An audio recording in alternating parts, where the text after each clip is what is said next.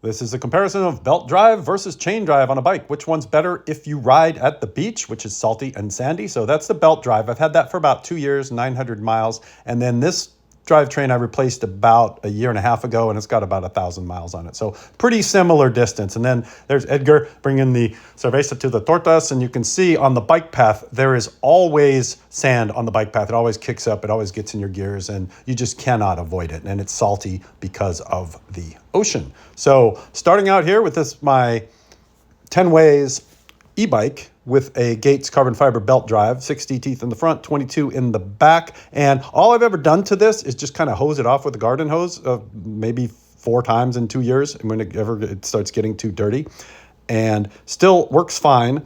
And we're going to just get up close to it and see if we see any damage or any wear. And you don't put anything, like you don't ever spray Armor All or anything on it. These are made to run dry. And then if we look at the little teeth, they seem to be in perfectly fine condition. The belt seems fine. I've never had to tighten it. It still is perfectly tight as it was from the factory. So it's like new. It runs smooth and everything's fine, even though I'm at the beach grinding through rocks and even do a little bit of gravel riding on it as well.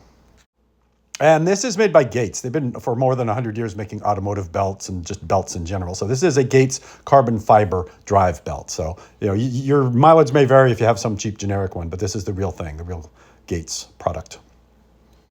And this is my Diamondback Axis bike that I ride all the time for exercise. It's got a Shimano drivetrain on it. I've replaced the drivetrain on this thing 3 times so far in 9 years, and this is about 1.5 years old looking at it now. I rarely clean it, but I do put oil on it every once in a while when it gets too dry. So I don't even chip the sand off of it. You can see all the sand build up there and just how crusty it is. And my philosophy is I'll just ride it for a few years until it starts skipping and then replace it. So you can see there's already some wear on the sprockets, and that chain is covered in sand.